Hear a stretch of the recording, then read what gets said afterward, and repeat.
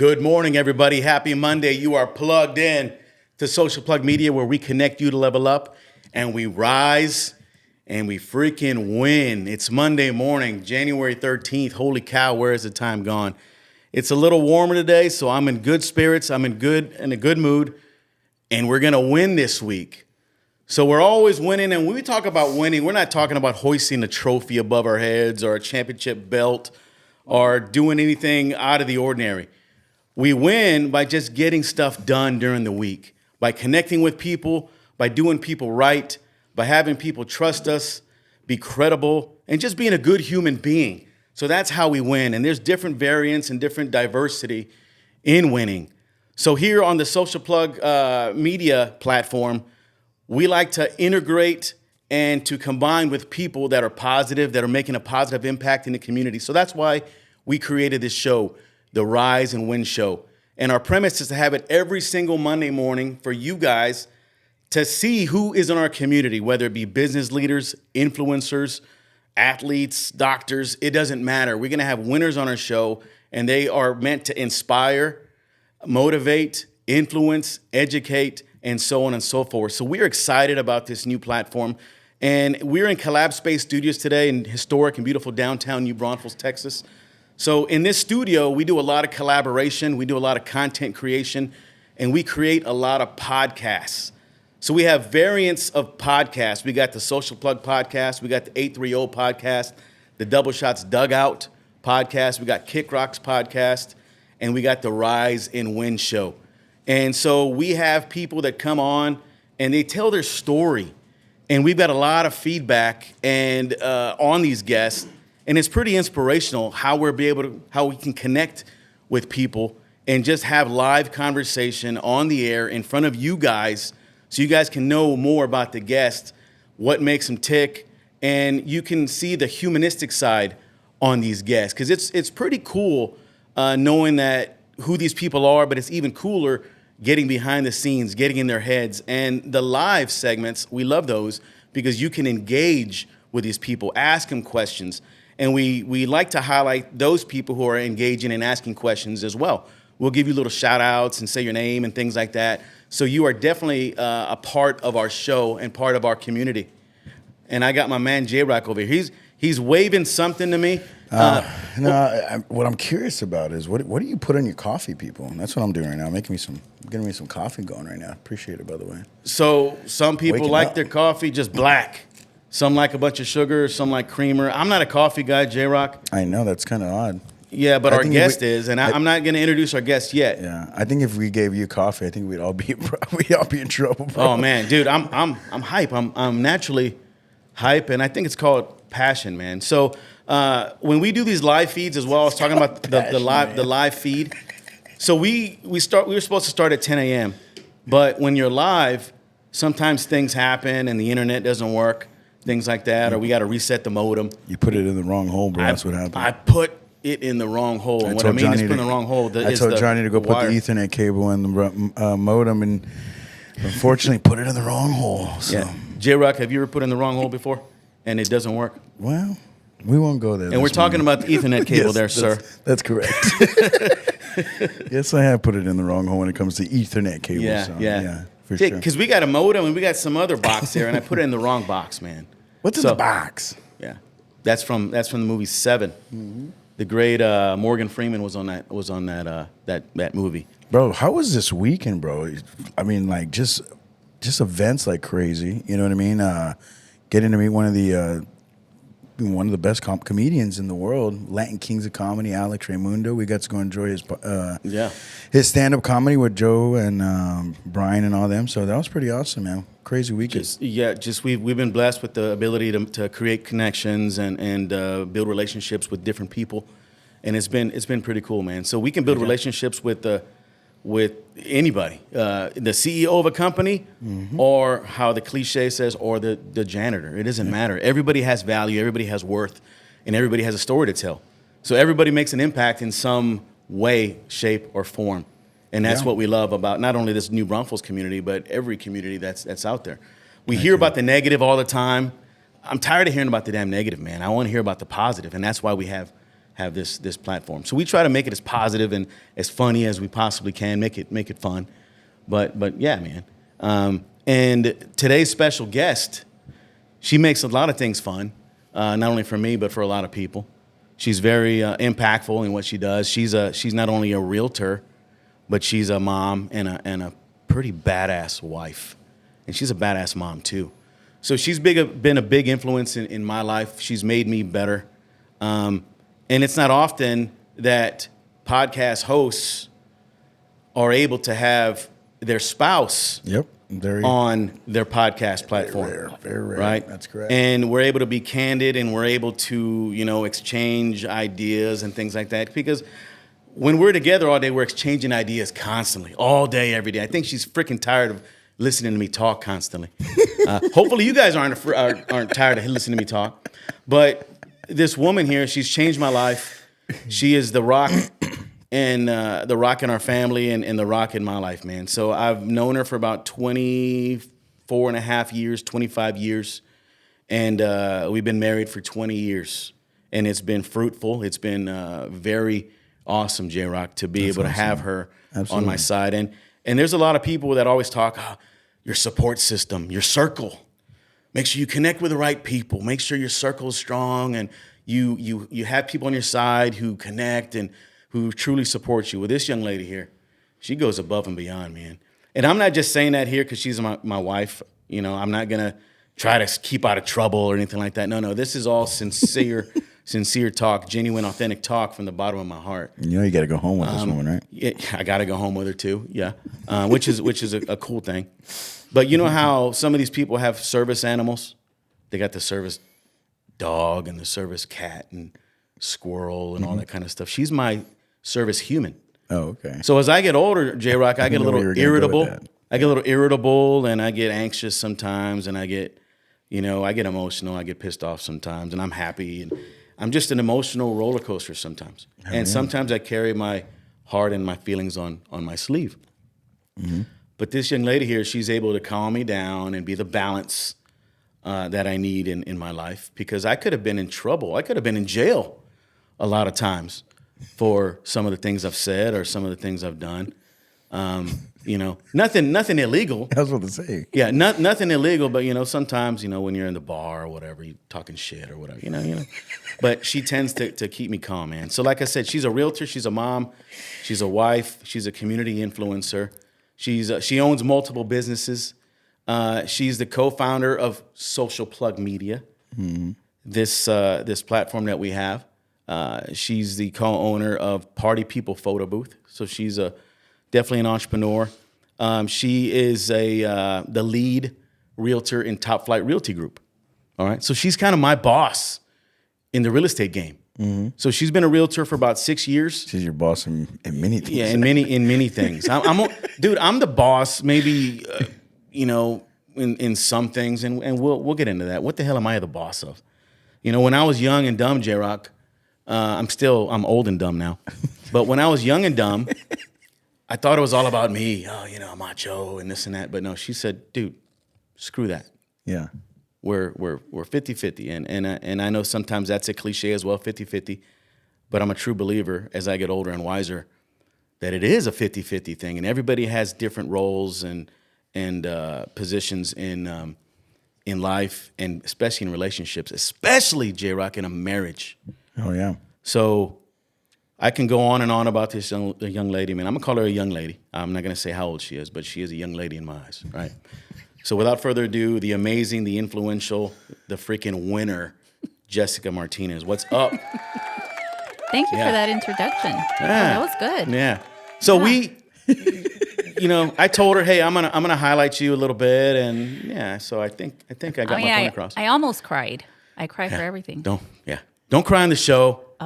Because there's no crying on the Rise and Win show, right? So good morning to you, JRock. Good morning. Good to How's see it going? you and your pretty face. Thank you so much. Thank you so much. Are you calling JRock handsome? I mean, he's I'm all right. handsome. I'm all right. Not too bad. He has his days, I guess. Yeah. I guess it just depends on the day. And Monday's a good day, so it is a good day. We're good. We're good. We've been up since 4:30. Yeah. We went to the gym and got our workout on, and our oldest has been pretty motivated to go to the gym. So she has us going. We went yesterday in the evening, so that was cool too. Yeah.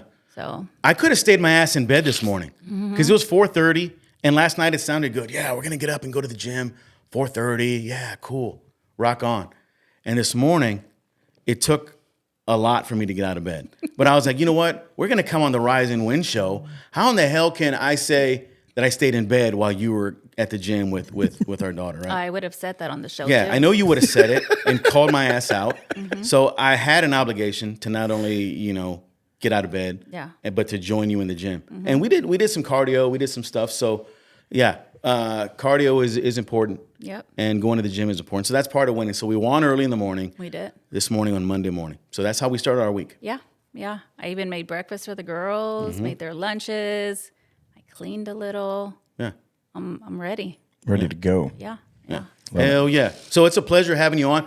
So for the audience that doesn't know, Jess is kind of behind the scenes gal. She's not up front. It takes an act of God to try to get her on the podcast. So this is very awesome to get you on. Yeah, it's taken a little bit. You've tried telling me JRock. I've had other people, and I don't even listen to y'all. I'm just like, No. y'all keep on talking. No. I'm not coming on the show. I'm not doing it. I don't even know.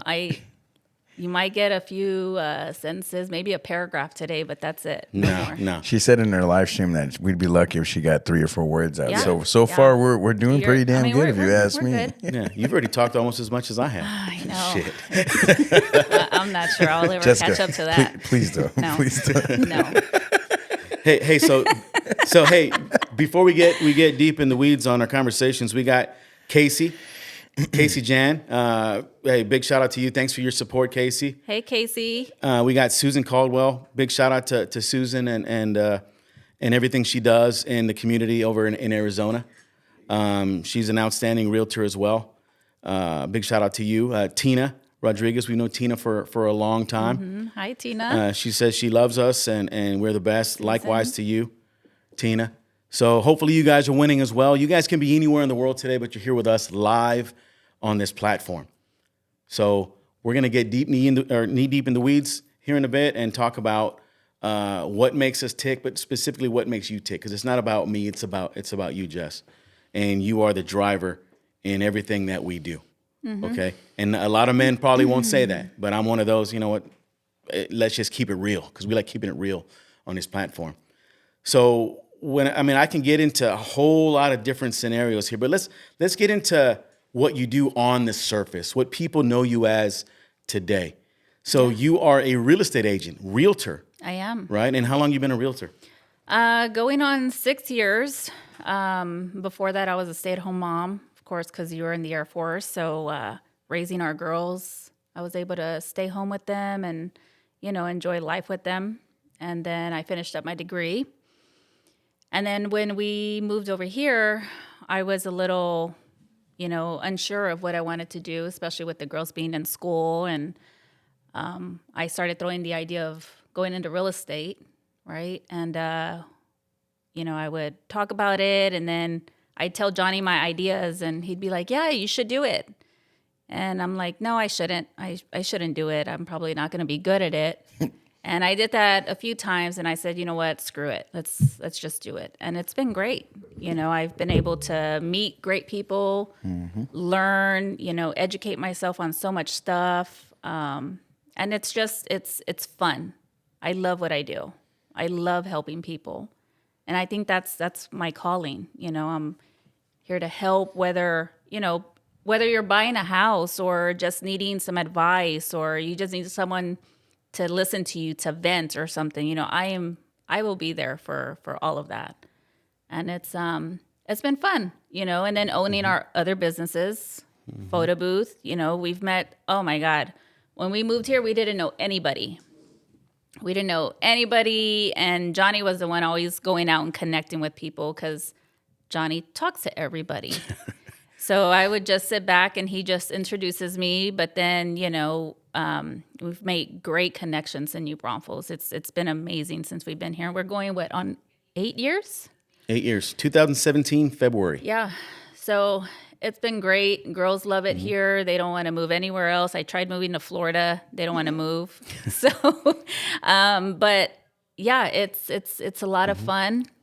It's great. And now with the, the social plug media, and the whole podcast thing, although I'm behind the scenes, but I'm always here supporting you guys. Yes, And, you are. We appreciate it. I know JRock gives me the eyes when he needs something. I'm like, don't you dare ask me for anything. JRock's always asking for new equipment. I am. We always need new stuff. We need to keep elevating, right? We need to keep doing stuff. But Jessica always tells me every time we I don't know, the talk gets talked about with the new cameras, and she gives me the look. I'm like, okay. I'm like, don't even think about I'm it. be like, I'll just tell Johnny when she's not around. Yeah.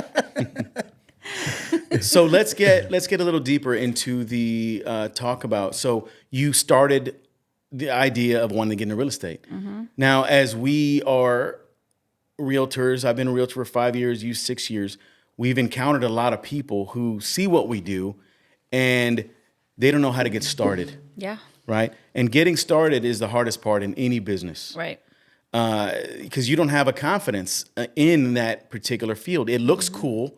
You're out there, hey, look at this. I'm showing this house and 4-bedroom, 3 baths, and it's awesome. And you see these people on social media making it look so easy, closing deals, and I'm out here at this networking mixer and all these things. But there's a lot that goes into it. It really is. Yeah. So tell us about some of the things that go into real estate beyond just getting your license. Yeah, it's just, especially when you're starting from nothing, right? You're going and you're building those relationships. You're having to put your name out there. You have to be on social media. You have to be talking to people all the time. And it's not easy, So that's why when people come to us and they ask, about real estate and, just everything that goes into it, I am willing to give them all of my resources because I know how hard it is to build from the ground up. I know it is. And yeah, people see all the happy stuff, right? Just closing a deal, seeing these beautiful homes, going to mixers, having drinks and stuff. But yeah, on the back end, you're hustling. If you don't hustle, you're not making money. And yeah, you can make great money in real estate.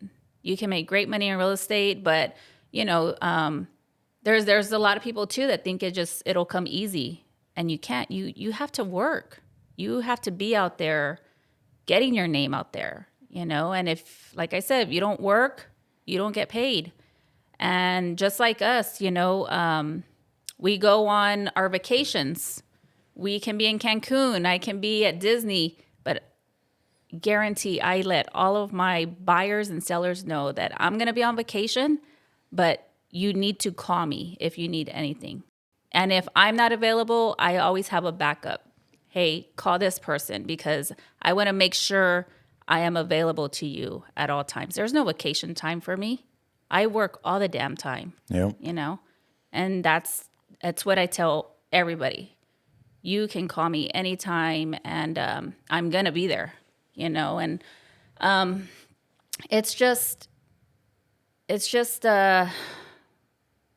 it doesn't come easy. You got to work hard. Yep. You got to put in the work. Jessica, what would you like? You said you were a stay-at-home mom while Johnny was in the military and stuff, right? And you had this itch to want to do this. Was other than I'm pretty sure that Johnny is a very influential guy. I'm pretty sure he influenced you to do that as well and get behind you as a husband and as businessman as well, right? So what kind of made you finally just do the jump and actually start doing real estate? I think for me, it was the schedule, with real estate. Because I was used, I was a stay-at-home mom. I left my house when I wanted to. I ate lunch when I wanted to. If I wanted to take a 2-hour lunch, I'm going to take a 2-hour lunch. And I tried. When we moved here, I tried working, and I was like, they were like, okay, well, you clock in and then you're going to clock out for lunch. I was like, I am not clocking out for lunch. Like, I'm going to take an hour and a half. There's no way.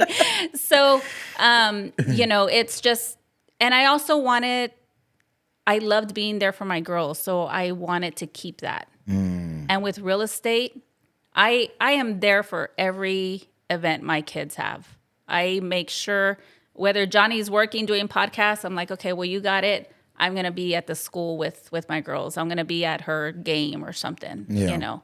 And it's time management. You got to have good time management in this not really just in real estate, but in life, right? You got to have good time management. Yeah. And sometimes it's hard, you know, it's hard. You got to move stuff around. You have stuff scheduled. You're like, oh, nope, I got to, you know, prioritize your schedule. Yeah, and that's the key right there, right? Yeah. Like maybe for anybody that wants to start be a Oh, realtor, you know, how I attempted it, and as I was getting close to get done, I'm like, I don't know if I can have the time for all this. Yeah. You know, and now where we're at with Social Plug Media, I'm like, man, I don't think I could never would have made that work, right? Yeah. So kudos to you on knowing how to have that discipline to be a realtor and be successful. Yeah, and in real estate, you can't wake up at 11 and you know. And JRock does that. JRock. Yeah, Yeah. JRock does that. Well, you were talking about earlier, and I'm only getting myself back, own back here, okay? Because these guys will get at me. Johnny woke me up today because, and what I say by that is, I stayed up till 4:30 editing last night, right? And I'm catching up on all these edits, right? And I completely forgot. I literally fell asleep on my desk, you know, waiting for stuff to get. And I kind of just went to bed. I thought I put my alarm on, and Johnny calls me this morning and says, "Hey man, you good? You ready to go do the show? You want a coffee?" I'm like, "Oh crap, I forgot to put my alarm on." So Johnny was my alarm this morning. But guys, I've been able to sit back for almost 4 years now, or if not close to 5, and get to learn about Jessica and Johnny. But man, Johnny wouldn't be Johnny without Jessica, and I don't think Jessica wouldn't be Jessica without Johnny. And to see these two just attack entrepreneurship, businesses, friends, family, you know, I might be a little biased, but man, they definitely work hard, and I see where Jessica is the how can I say this? She's the heart of the family. She's the one that makes everything kind of roll. And man, you know, I've learned a lot, and I've appreciated your friendship and your mentorship, Jessica. And I know a lot of people can say that too, and I love that about you. You know, Thank you. But I look up to everything that you're doing for sure, and I'm curious on like, how do you deal with the guy next to you all day long? Oh man. Well, you think this is a chai latte, but this is really some liquor in here. Is there some vodka? Yeah, I have to start early. If you know Johnny, you know he's a handful, right? But he's very passionate. Yeah, he is. He loves what he does. You know, he does everything with his heart, and yeah, I have to keep him.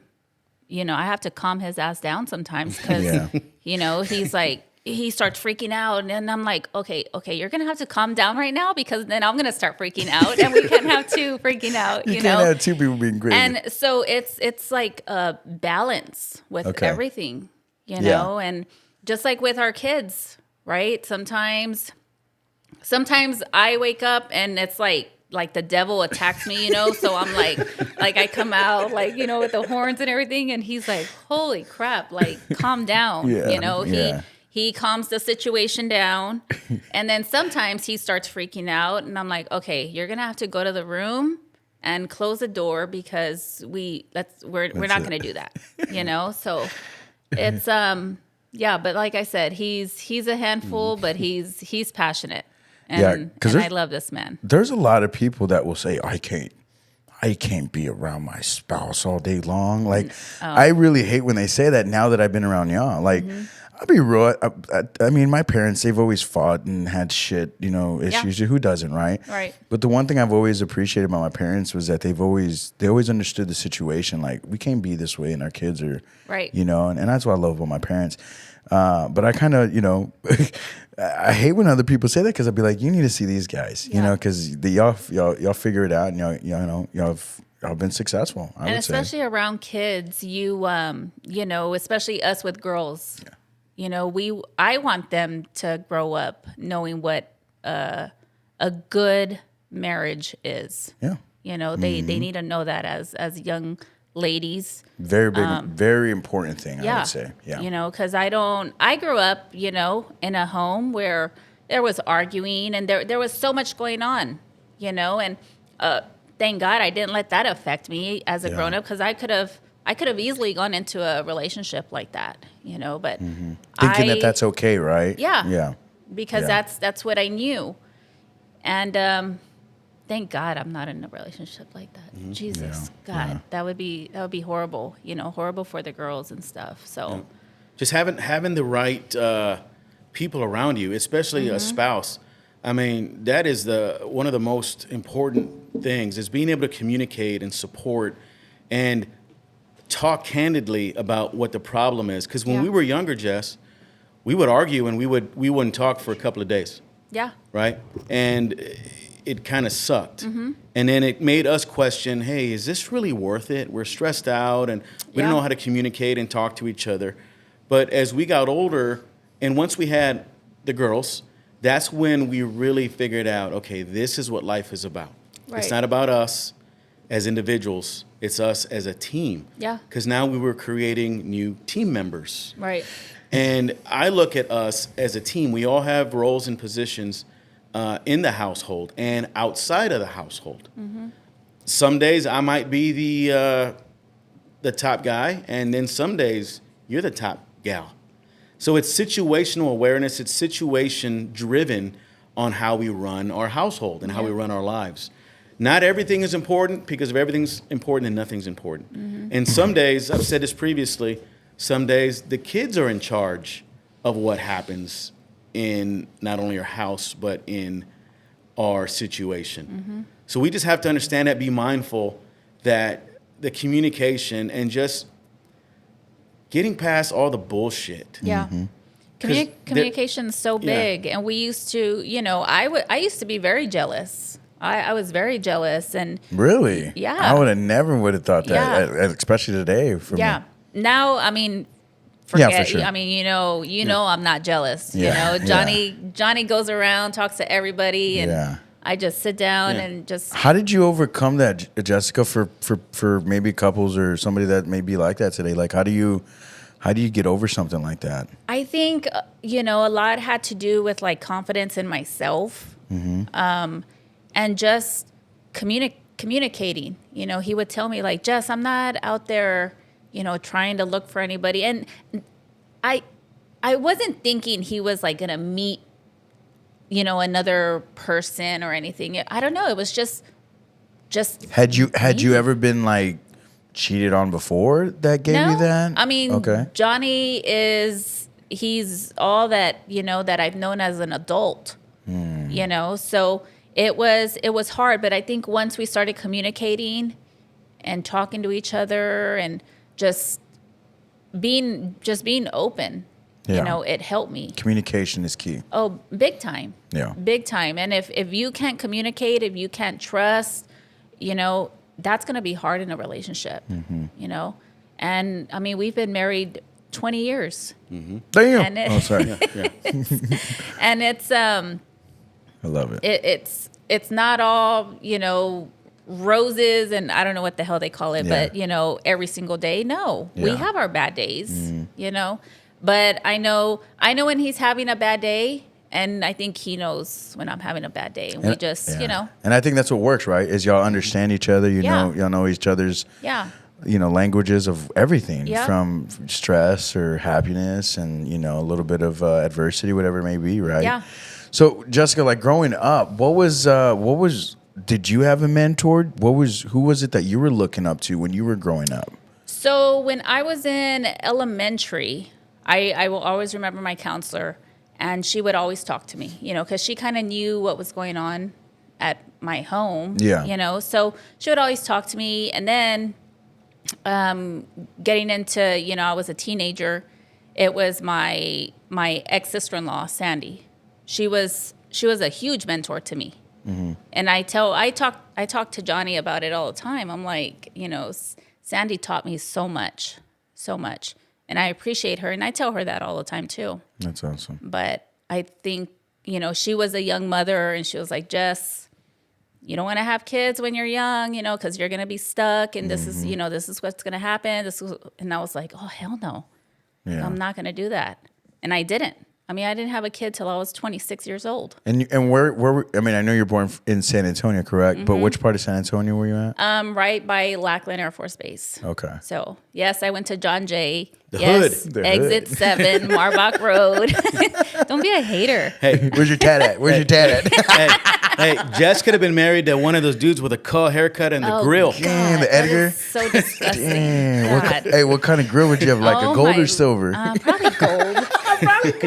God, I swear. With tattoos and everything. Not that there's anything wrong with that. Nothing wrong with But that. that's But that's it's the just- culture that it we grew is. up in. Yeah. Because I grew up on the south side of San Antonio too, and it's just a different culture. Great people. I'm not knocking anybody, no. but we're just born differently, and that's pretty much all we know is the south side culture. Yeah, that's like saying me getting with like an emo girl. You know what I mean? Like Yeah. it's just not gonna happen. You know? Yeah. Just Yeah. saying. So But we joke about that. Yeah, Because yeah. we're from there. yeah, But, yeah, no, for you know, sure.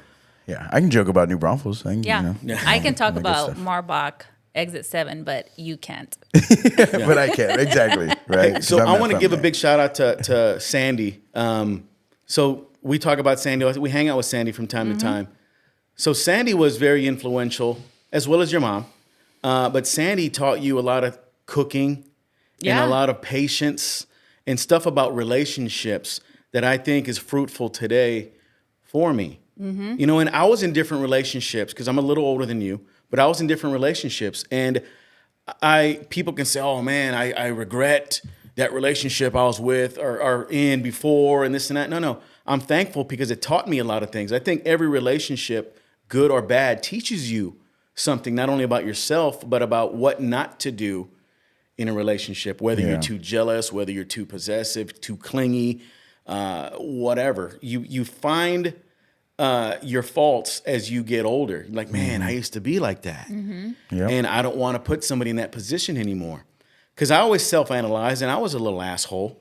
You know, I wasn't always... Was? Yeah, I wasn't What always... was? Not just playing. I'm just playing. I wasn't love always it, the Jess. best, boyfriend or anything like that. I mean, I had a lot of faults. But as I get older, I was like, man, I don't want to do that to Jess, and I give advice to other people because they ask me, man, how do you guys stay married for so long, and how are you guys together every single day of your lives? And it's strange when people see me sometimes because without Jess, they're like, man, you guys are a package deal. You're always together, and I think it's intentional that we're always together. And it's good for me. I'm actually myself more with her than without her. And that's a weird thing. So when the guys ask me, hey, you guys want to go out, whatever? Sure. And they know that Jess is going to be there. Always. Yep. I She's love one it of the too. guys. I can talk to her like I'm talking to you, JRock. Yep. I can get a little, adultish, Yeah. little outlandish, but I could be myself because I'm with my best friend and I'm in a good comfort zone. And my advice to those guys who can't be themselves around their spouse, have that conversation with your spouse, what you like, what you don't like, what your fantasies are, what your desires are, and it'll be very fulfilling and rewarding possibly. When you can just have that open line of communication on what your do's and don'ts are, what you truly like. Because I see a lot of marriages going into divorce because they're not communicating. They're not truly giving their true transparency to their spouse, whether it be the woman or the man. And I see a lot of hidden tactics and hidden agendas and things like that in a marriage. And then that's when infidelity happens and all these other things occur. And it's bad not only for the marriage, but the kids that are involved, the dogs, the house, and everybody involved, man. And so it's just one of those things. I've been blessed to have this lady on my side. Heck So, yeah, man. I kind of wanted to go into too is like just like I kind of like laugh a lot because it's really funny and I enjoy it because when I'm with you and with y'all and the girls, it's like Celeste is a little you and Abby's a little Johnny. So you have two Johnnies at home in some way, somehow, right? Yeah. Yeah. And God bless me. exactly. We're like, their personalities are so awesome, man. Your girls are so great. Like, have y'all been encouraging them to be business owners, or like, what are they kind of seeing out of y'all? Have they asked questions about that? Yeah, I mean, they see what we do, and I think Celeste. Sorry to interrupt. I just want to say this to you. It was so funny the other day. You're like, my girls don't act. They think I don't work or something. They want me to bring food all the time. Yeah, especially the younger one, Yeah. Abby. She'll text me. She's like, "Are you at home? Are you around? Can you bring me, coffee? Can you bring me, what?" And I'm like, "What the hell? Like, dude, I work." She's like, "Well, are you done yet?" I'm like, I just started. Like, I can't just take you.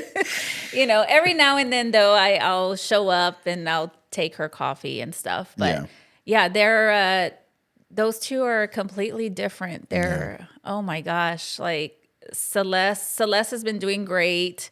Abby, staying busy and just being Abby. She's crazy. She's a firework, man. She's like her dad, for sure. That's what I'm saying. That's what I'm saying.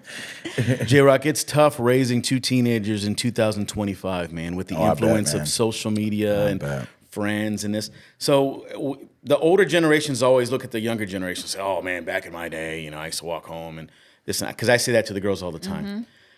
But raising a family today is tough because you have all these things on social media. Yeah. There's good and bad on social media. There's connections, but there's also bullying and all that. So we have to be mindful with our kids. We got to train them and mentor them in the sense that, hey, you be mindful of who's going to treat you right. Be mindful of who is wronging you and who has your best intentions in mind. Now, I get it. They're 14 and 15 years old. Kids aren't fully developed.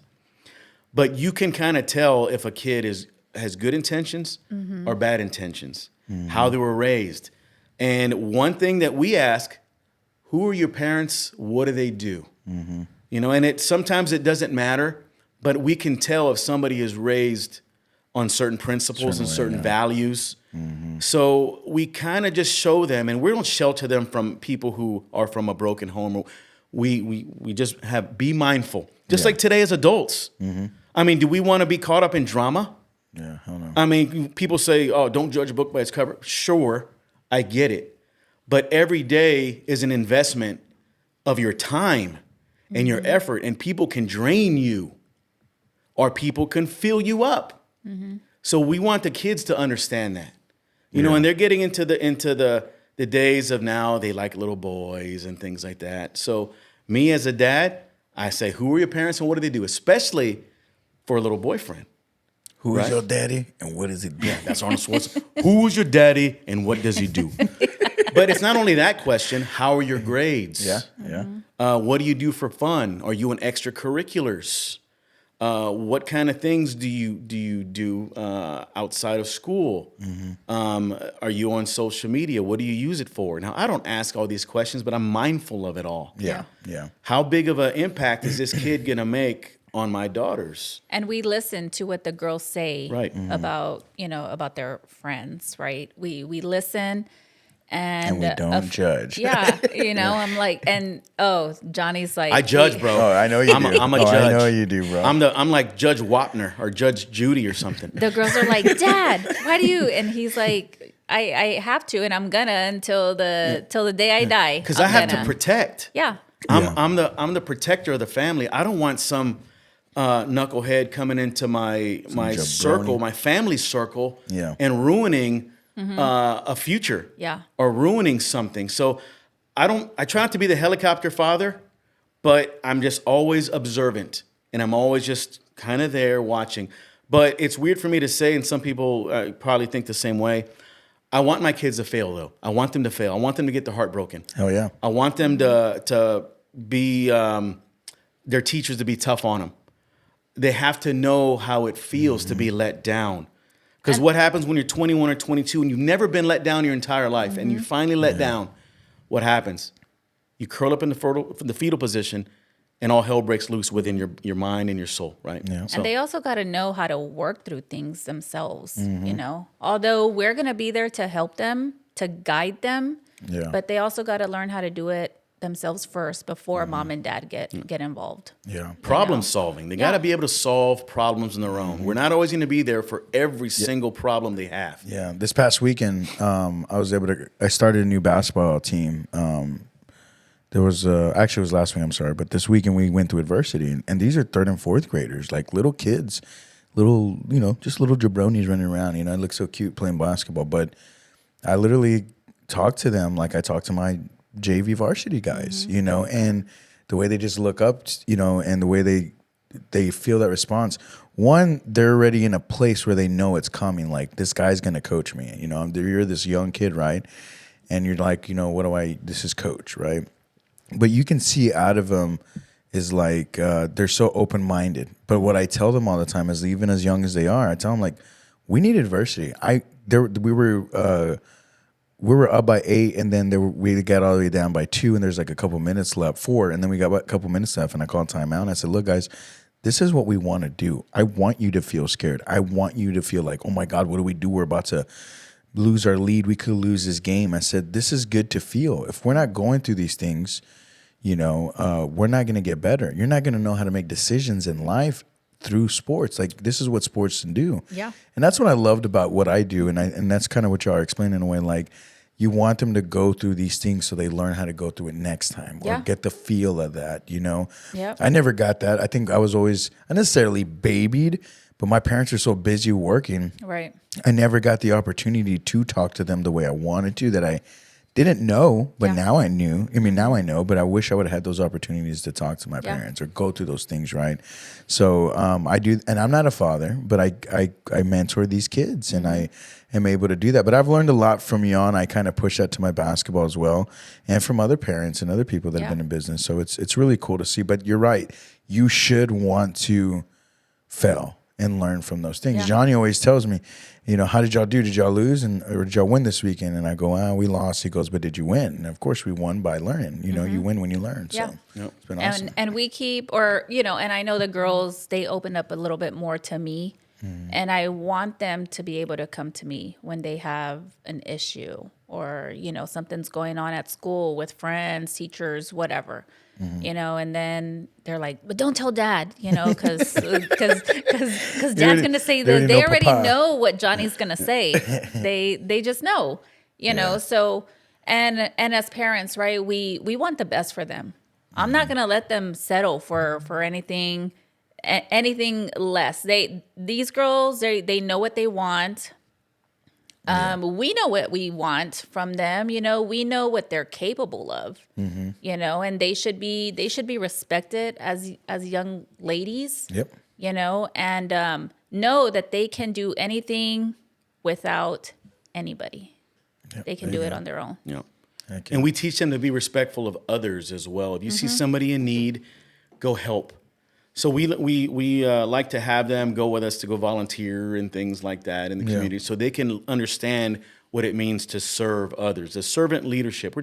And JRock, we're training and raising leaders, because after we're long gone, they are going to carry on the legacy. Yeah.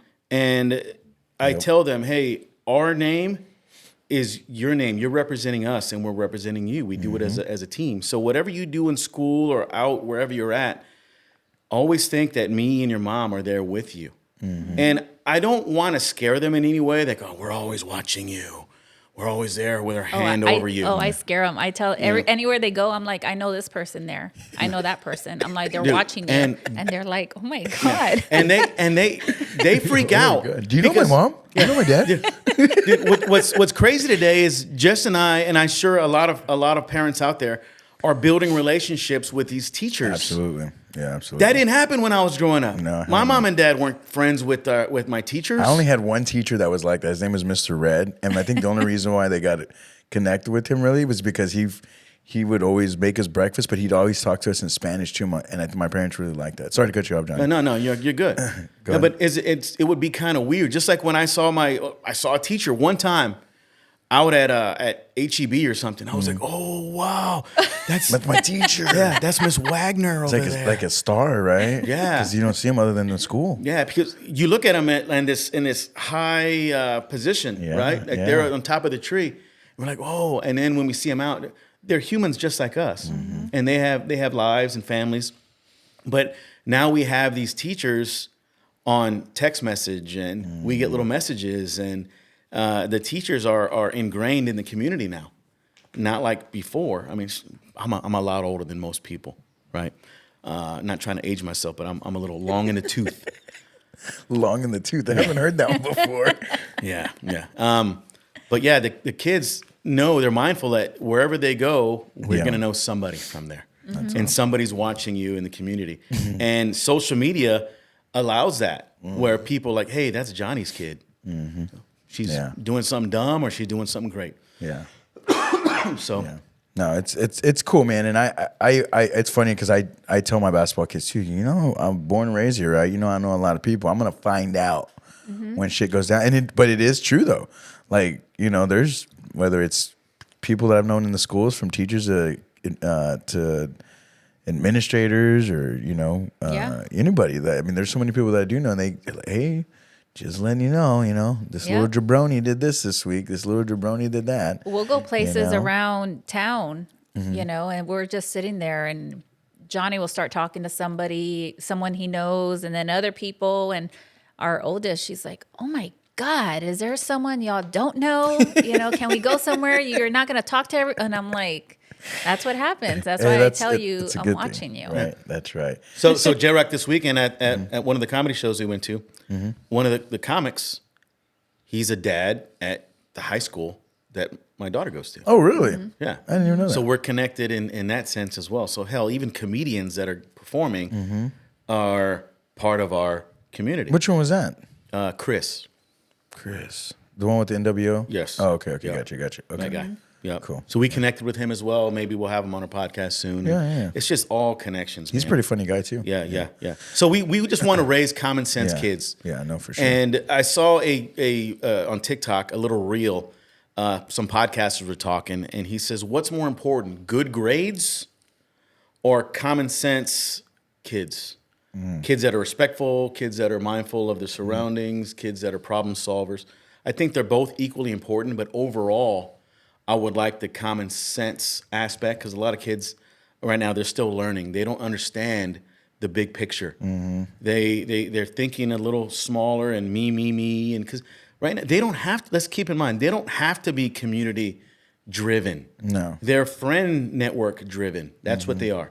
Their jobs and roles are to get into school, get the highest grade that they can, and have fun and build relationships. That's really all they're doing on a small scale. yeah. That's why I feel like, man, like my cousin Leonard said it best. He's like, bro, you grew up and you were popular in school. I'm like, I didn't think so. He goes, I said, I was just nice to everybody.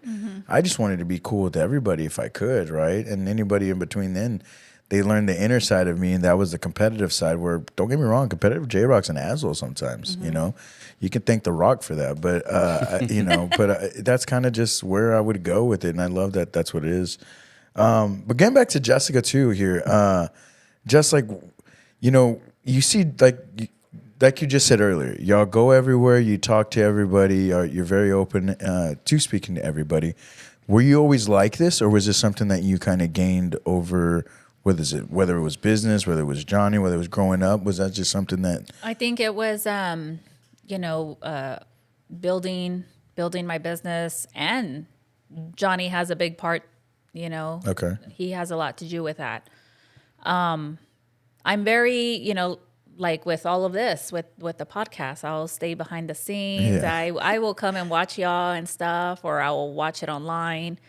But it's hard for me just to start conversation, you know, and sometimes I'm just like not up for it, you know, to be honest with you. But I think about what connection can I be making if I did go, you know, if I did go to this networking mixer, if I did go to, you know, where y'all were the other day, the motorsports place, you know, I was able to meet people, you know, and I wasn't going to go, but I think you know, with just business, especially being a realtor, right? I have to talk to people.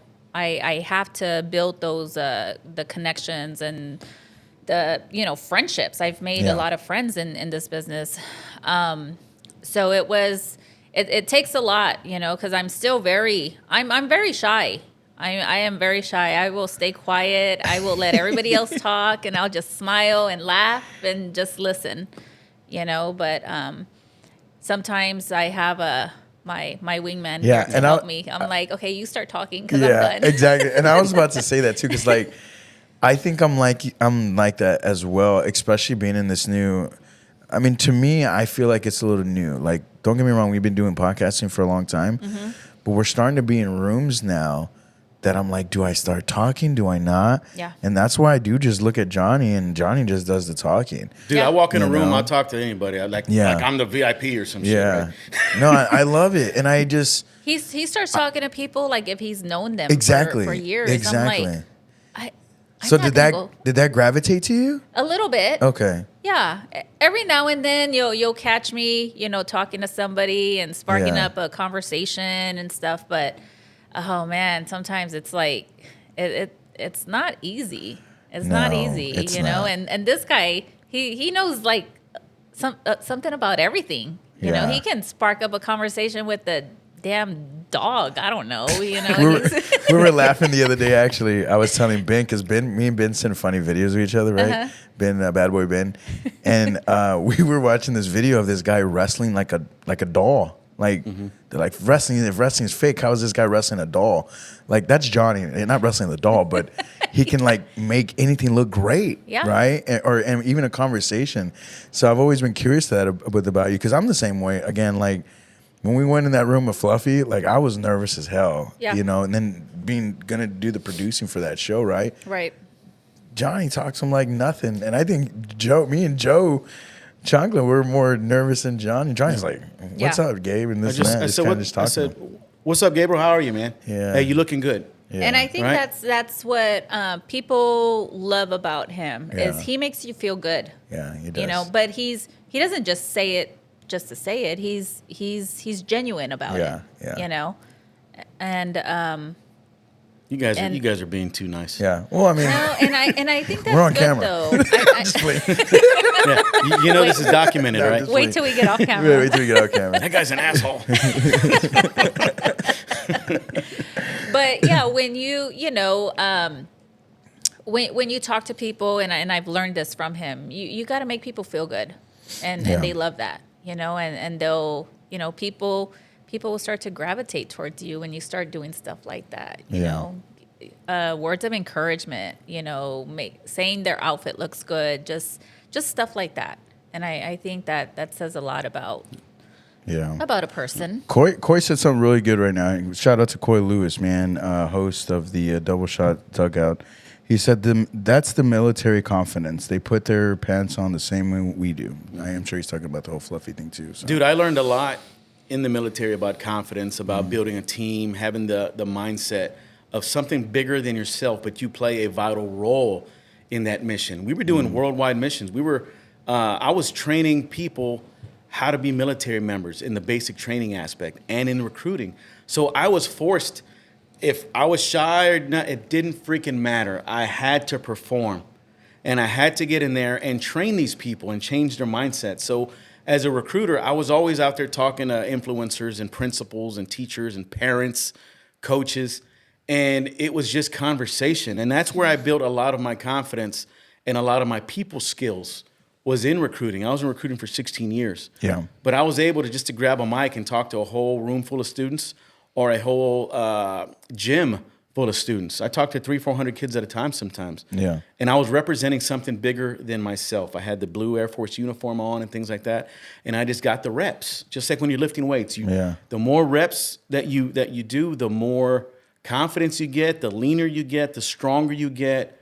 And you start to understand, hey, I can do this. Yeah. I can start lifting more weights. But it's the same thing on podcasts and meeting people.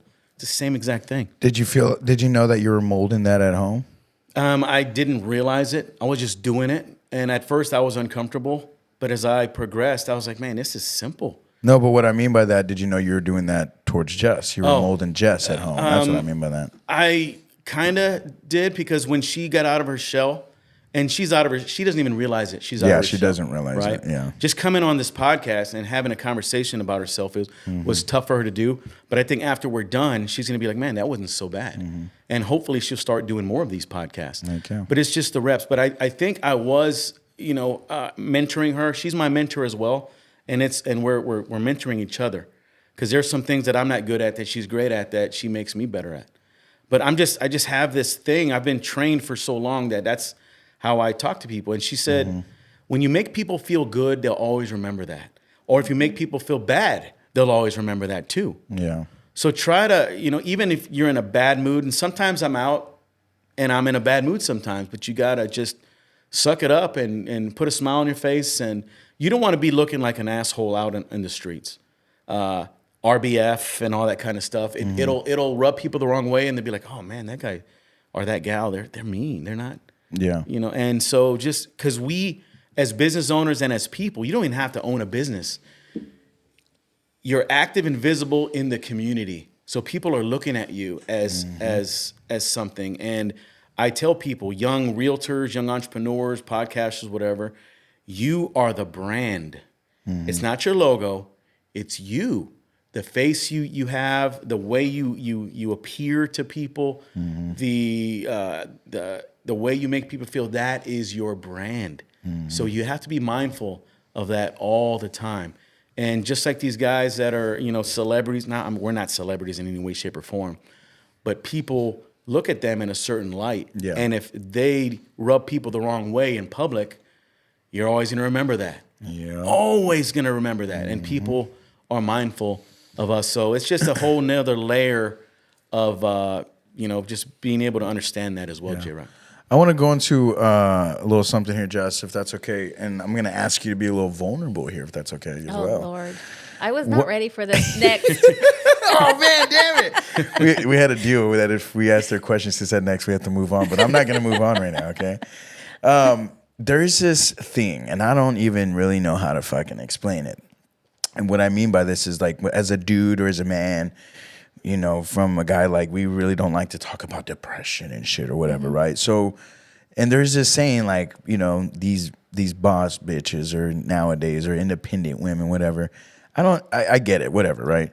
But what would you say to maybe a young woman that's trying to just, because you obviously you have your own couple different businesses, you work hard, you strive. What would you say to a young, realtor, a young business owner that wants to do that one day, and seeing everything you've gone through in your shoes with family, having to deal with so much trouble of Johnny. I'm just playing, just dealing with Johnny, dealing with the husband. Like, what would you say to a young woman? I think for a young woman wanting to come into, starting up a business or anything like that, you can do anything you set your mind to.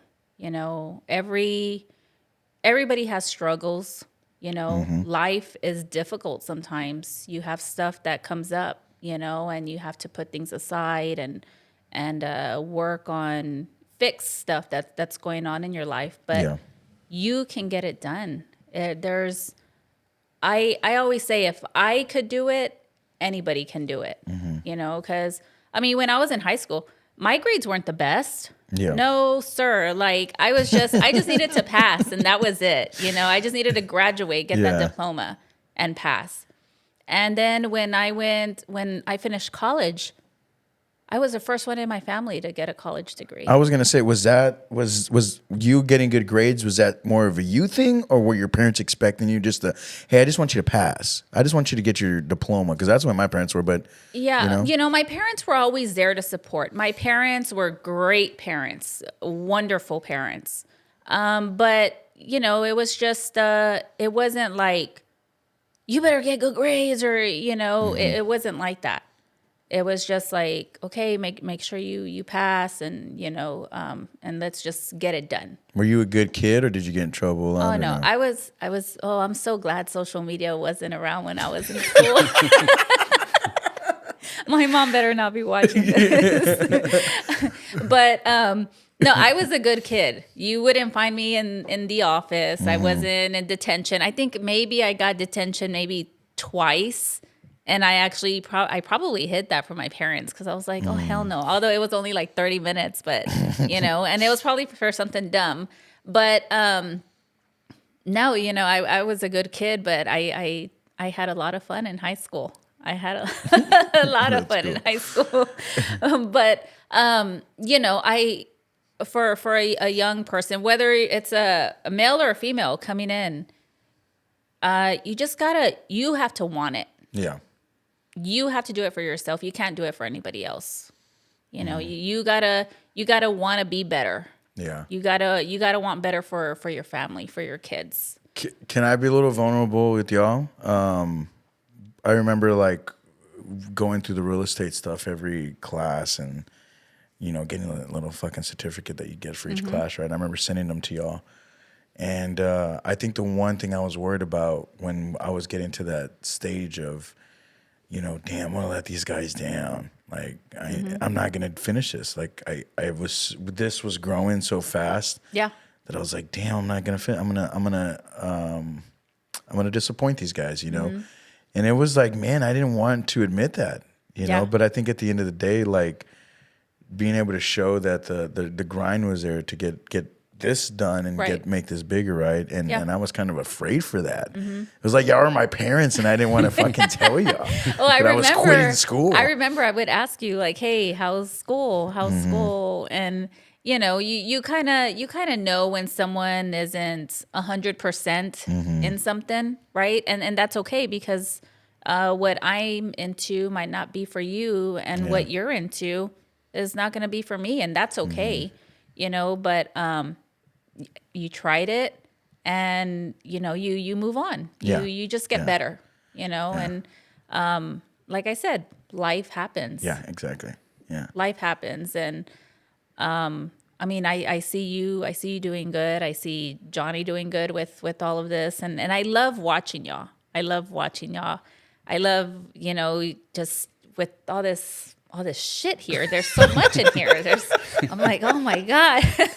But it just comes so easy and so natural to you. Yeah, yeah. And you have a smile when you're doing it, and I love it. Thank you I so love much. it. Yeah, and I was going there because, again, like you were saying, do what you love and you know, don't force anything. And I felt like I was really forcing that. Yeah. I really was trying to make this guy over here happy with it, to be honest with you. Because I've never had, you know, I love my father. You know, there's nothing I take away from him, right? But he didn't have the tools to mentor me and guide me to the things that I wanted to do. Right. You know what I mean? And this guy's been doing that for me, you know? So that's why I kind of say that when you were kind of mentioning that, though. And I think it's harder, especially with, I think Johnny and I were talking, and we said, like, it would be hard for our parents, like my mom and dad, if they were, you know, raising a kid right now, today. It's hard. It's different. It's totally different from when they were raising, you know, us. Johnny, I mean, he goes back a few years, but, you know, it's difficult. It's difficult for parents, older parents, like our parents to understand kids today. Yeah. You know, that's difficult. And I have trouble because I'm an older man raising a 14 and 15-year-old girl, daughters. And my work ethic, my mindset growing up, it's still with me. And I go all out 120% in every one of my commitments, everything I do. If I quit, I let people down. So I quit is not in me. But when I see these young kids or my daughters quit in something, oh, I don't want to do that anymore. It kind of irks me a little bit. And I'm like, no, you got to go all the way because people are depending on you. Yeah. So I have that mind. It's just different. So, but I have to be understanding of it. I allow them to try different things and see what they like. Kind of like you with the real estate thing. You tried it.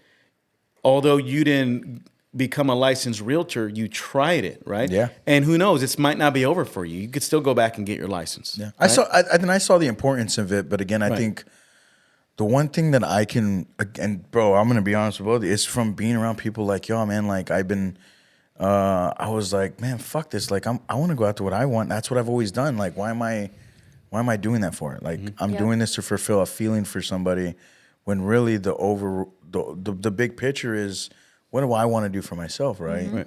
And you know, and I think I did that as well, guys, because I was like, I felt like I was remember my deathbed. I literally thought I was gonna die from when I got sick. I remember y'all coming into the hospital, seeing me, stuff like that too. But I said, suck it up, bro. Get off that damn bed. Let's go. Let's go, right? Quit pretending you're dying, dude. But quit pretending. Nobody feels sorry for you, bro. Let's go. Get up, loser. Get your ass up, loser.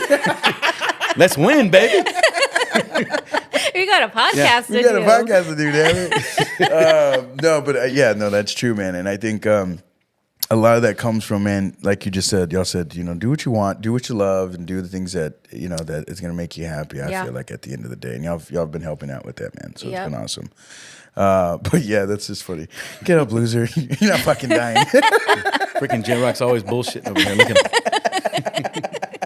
Well, yeah, man. Let me say a few words about you. We talk about rising and winning all the time. You are winning, man, and you are the face of the franchise. Yeah. With Social Plug Media. All right. Some people think that you and I are brothers, or I'm your dad, or all kinds of because you're my work wife, and we're always together. Yeah. And what you do, I do, and I do is what you do, right? Yeah. And people look at us like we're a package deal as well. JRock and Johnny and JRock, right? And we have a damn good time on these podcasts. JRock, I mean, I got to pinch myself sometimes. We have conversations with so many people, live on air or recorded. It doesn't matter. We're blessed beyond measure on what we do. And this is pretty cool shit that what we do every day. Yeah. And we're very diverse. We do a whole bunch of different things. You're a basketball coach, and you're a community leader and all these things, but we are able to showcase other people on our platform. And a lot of people, they want to be able to do that, but they don't have the confidence or the mentorship, or they don't know how to get started. But I'm going to tell you guys right now, you guys can get started by connecting with us. We can help you. We can help you get confident, help you get these reps, and help you get highlighted.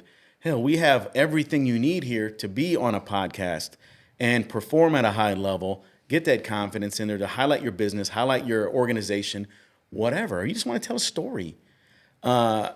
We have everything you need, and we are an open door, an open book. And I'm glad to have you on my side, and I'm glad to have you on my side. So Absolutely. I'm with two of the most supportive people besides my kids in my life right here. And I'm being vulnerable as well, since we're all being vulnerable here on the show. And I tell you this all the time. I'm not just because we're here on the show. Yeah. But you mean a lot to me. Absolutely. Even though I give you shit all the time, like when you're not awake at 8:45 in the morning.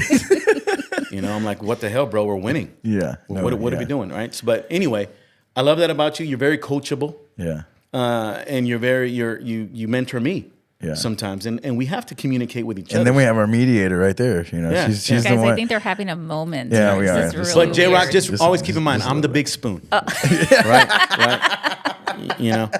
And I won't be the little spoon. You won't be the little spoon. Hey, wait a minute. I think you like being the little spoon sometimes. With you, maybe. So I'm the little spoon with Jess sometimes.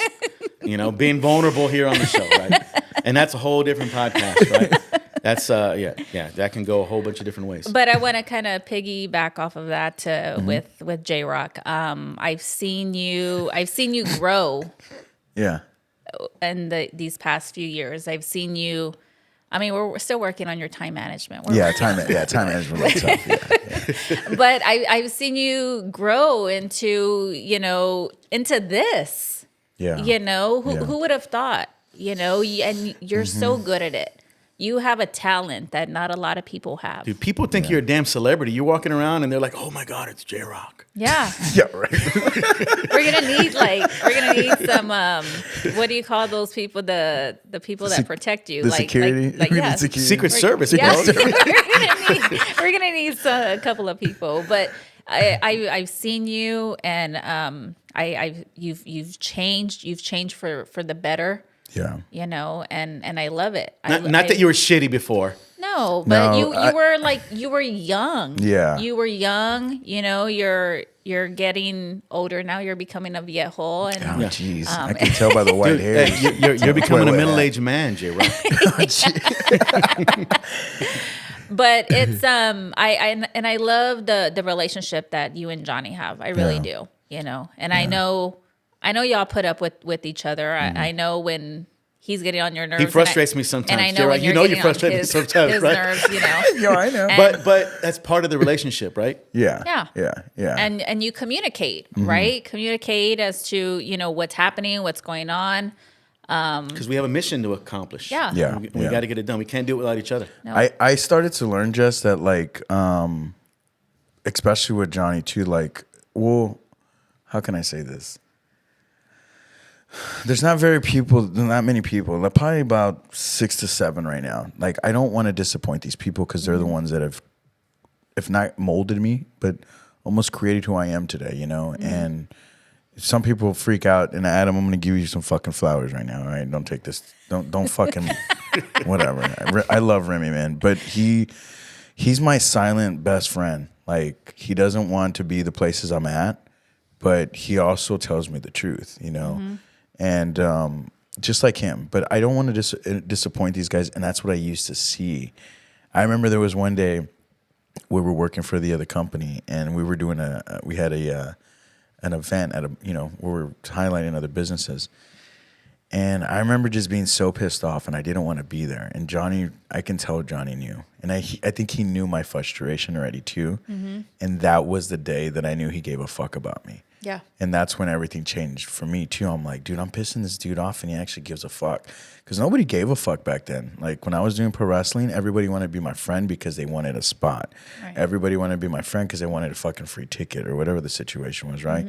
And when I was hearing from Johnny, you know, what he was telling me after I started seeing everything, I'm like, okay, I need to chill the fuck out. And then with you was like just the other plus. Like, I'm like, all right, these two are behind me actually. And it felt good, guys. Like, again, I'm not gonna talk ever bad about my parents, but I mean, I had 100 and something basketball games. They went to like 2 or 3. Yeah. I had so many wrestling shows, and they went to a few.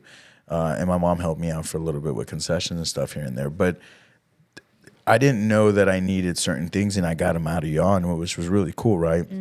So just to kind of go through that, I mean, yeah, I know this is supposed to be your show, Jessica, but I feel like it's coming on me right now. It's our show. Yeah, this is how we're winning, Yeah. right? You're That's winning true. by That's true. we're all winning together.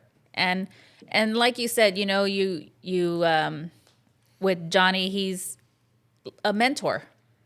I think it's so important to have a mentor. I don't care how old you are. It's so important to have one, you know, because your mentors can help you. They can push you.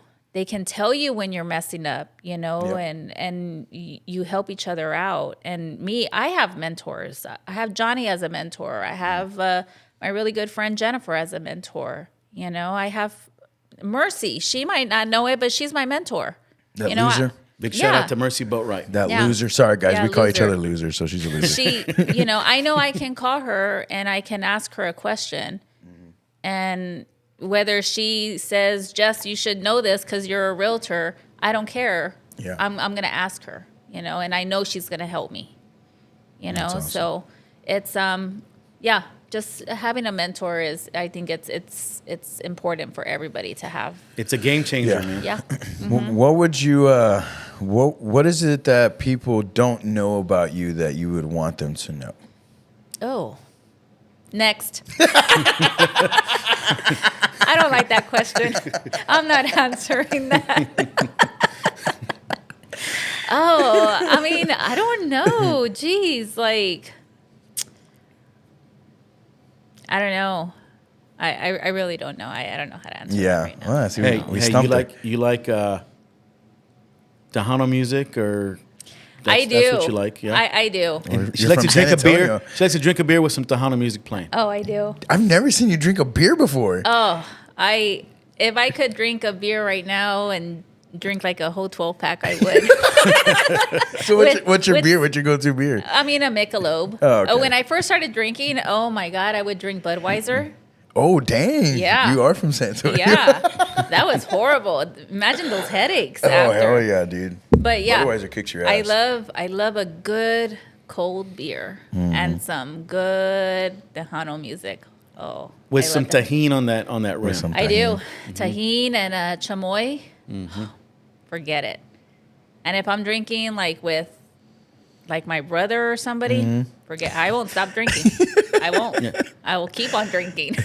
Casey said, oh, go ahead, Johnny. Casey Go ahead. said she's craving a michelada, and Oh, let's go, Casey. and Coy Lewis called you gay.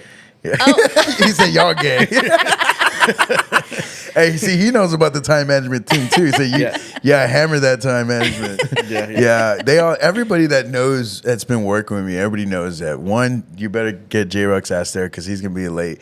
Guys, I don't know why I have a bad time management. Like, I mean, other than my sleep, like I try my best to be on time all the time. Okay, I just want everybody to know that. You know, funny thing is, I know I have good time management. I think.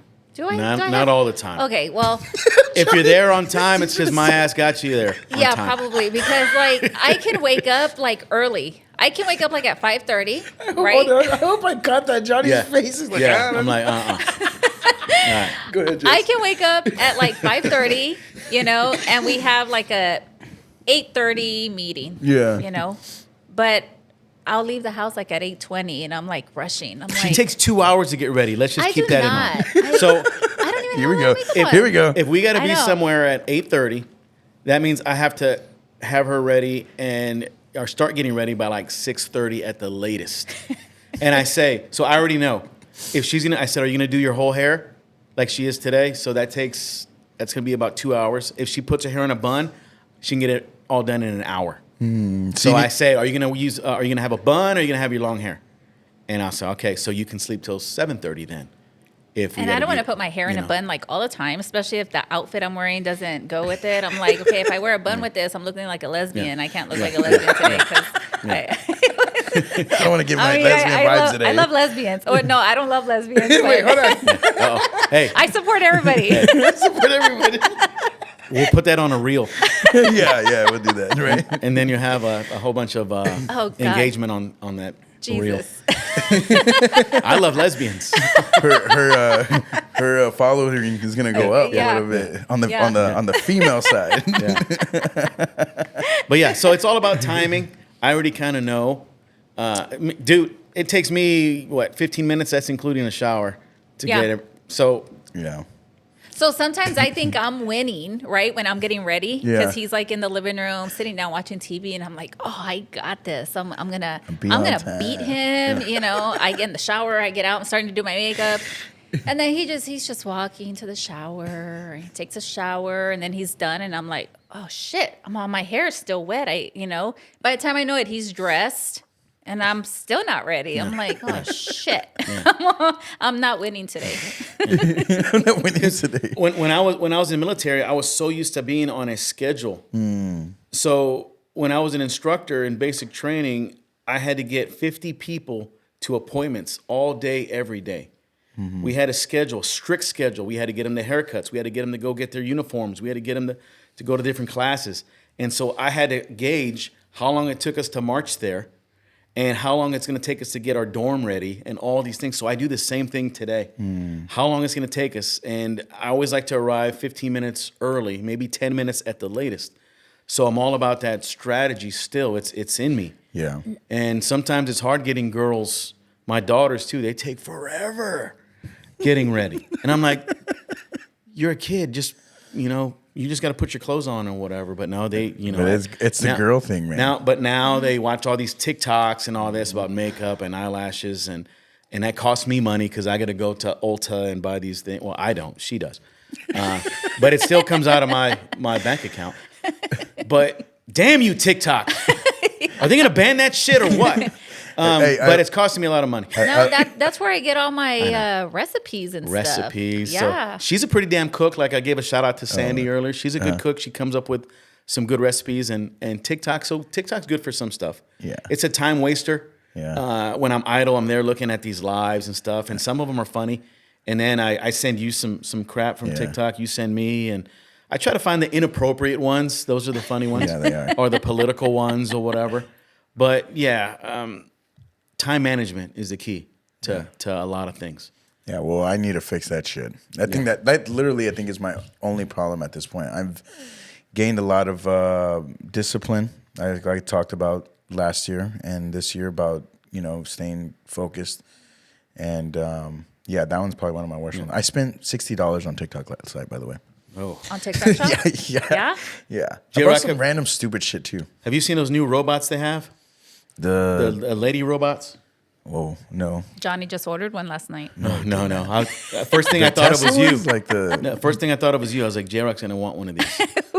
We'll Wait, buy him one for his They're birthday. very realistic lady I was about robots. to say. So what can they clean? I mean, they're You pretty. know? What are they allowed to do? Yeah, I don't know what they can do. You see, I don't know. I need to know this. The jury's still out on that. They could be your mentor. They could be my mentor. Yeah. They can maybe get me to where I need to be on time. time. Right? JRock, Yeah. just don't take them out to the bar with you or anything like that, because that'll be weird. That would be walking, very Walking weird. in with a robot. Is it? What's that No, actress? Casey said she saw. Yeah. So what do you think about that, Casey? You like those robots, or do you think they're the new thing? Is that going to be the future? What's so weird because they What is had these the robots? they I'm gonna had look the it up real robot sitting and like her hand was moving like this. That was so weird. Yeah, and she was smiling and her eyes were blinking. And Isn't there a Yeah. movie that just came out on Netflix where I think it's Megan Fox? She's with Machine Gun Kelly. What's okay? Well, she's there's a movie where Yeah, like Megan Fox. Yeah, so there's a movie where you're buying these robots, and she's a robot, but obviously she looks like a human. Mm-hmm. And I haven't seen the full movie, but I hear that she ends up being like a crazy robot or whatever. So Casey Nanny. says There it's you the go, Nanny, future. that fell out. That could be a nanny. That's Yeah. what it's called. Oh, it's called I nanny. think the movie's oh. called Nanny. Oh, that. Okay, I thought think she was that's what talking she about the meant. robot can be a nanny. Oh, was like, possibly. possibly. You know? Where did y'all see this robot? So It was on robot. TikTok, right? Yeah, it's on TikTok. Yeah. So if you just look up lady robot or female robot. So there was a blonde one on this reel, and then there was a brunette. And yeah, I can just see dudes wanting to buy these robots. I wonder how much they are. Probably 20, 30,000. You didn't see a name or brand of who's creating these? No, I think you got to type it in like on TikTok, right? Dude, when I went to Vegas to the what is it called? The Sphere. Let me see if I can find They it. had robots in there that were so freaking smart. Like, Really? yeah, Well, I know it's crazy what they're there able to was do one now. casino we went into, and I think they had a bar that it was just like robots or something, wasn't it? They were serving drinks or something. Yes. JRock, the hashtag here is CES or CES Las Vegas. CES Las That's the Vegas, hashtag on CES. this robot, so we can show Vegas. people what the heck I am talking about. No, CES. Oh, CES. CES. Hashtag. It's a hashtag on TikTok. Maybe right there. CES Las Vegas 25. Yep. Was it on there? Las Vegas. Las Vegas. I'm No, trying wrong, to that's just, a wrong search there, Vegas. JRock. Hey, right. Yeah, I know where your mind's at. That's supposed to be on incognito mode. Yeah. Bad boy Ben, he's looking for Vegas on this search engine. It autocorrected. I don't know where it's coming out. I'm about to look these up. Okay, so I'll look it Yeah. up another time. But yeah, that's crazy, man. I don't. Yeah, To but get a TikTok robot's Shop is scary. pretty cool. I buy stuff from there. How much money have you spent already on Not that show? too much. Johnny says otherwise. We're not gonna. We won't say that. Yeah. Johnny just pays the bill. That's it. There you go. I can't wait till it gets banned. Hey, so Jess? What's your favorite social media platform? Because I know you're on multi social media platforms. Yeah, What's your favorite? so I think my favorite, I'm getting a little bit more comfortable with Instagram, but I love Facebook just because I've had it for so long. Yeah, likewise. And, I see all the memories. And from when I first started, I'm like, I look back on it and I'm like, that was so dumb. I posted that. That was stupid. you know? Farmville. Oh my God, I used to spend so much time on the Farmville. Did you ever play Farmville? Hell no. No, you were little, right? You were chiquito? You're little. You're just a little. Dude, Facebook's been around since what? 2005 or Well, 2006. to be honest with you, talk about memory. 3. My Facebook reminded me today when I first did my first podcast in my apartment on a phone, bro. My microphone was on a phone. Wow. And we would it was all audio. And I did this with some fucking rapper, dude. Like now he's actually pretty big now. I can't remember his rapper name, but he, it was just crazy. I was like, holy shit. Like I woke up and, getting ready and stuff. And I just kind of opened Facebook and it's like, hey, reminder. And it was my very first fucking episode. Really? Yeah. And that was Did you suck? 7 years ago. Fuck yeah, I sucked. I was like, oh, I want to be like Chris Jericho. Like that's how I got into podcasting, was mainly Chris Jericho. Yeah. But you tried it. Yeah, exactly. You tried it, and you were like, out. "This is kind of cool," giving my thoughts and interviewing this rapper and things like that. So, yeah, we always encourage people to just try it. You know what's so funny too? I remember my little brother who was living with me at the time. He comes out, he's like, "What the fuck are you doing, dude?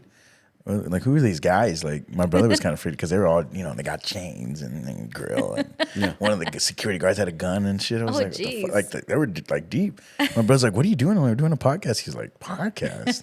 I just can imagine in his head, like, this fucking dude's he's trying something else again. Like, I don't know what the fuck he was thinking, but here we are. It's crazy, man. Dude, podcasting is the future, I think, right now. So the days of just having a little segment on TV or on the radio, whatever, those things are still okay, but they're kind of dying out. Yeah.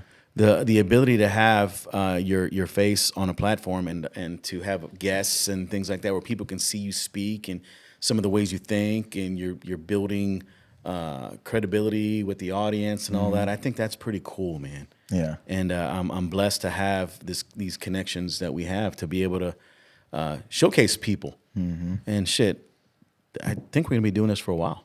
Oh yeah, man. I don't have to. Maybe I do need to, but like, you don't have to do nothing physical to do this, right? Other than just have a voice and be cool with people, be nice, and be interested in people, man. I think that's what I love about this. I'd always as a kid, I'd always had like the smallest interest of like going back into real estate. Like, I wonder what that inside of that house looks like. I wonder what it took for that guy to be where he's at. I wonder what that person's thinking.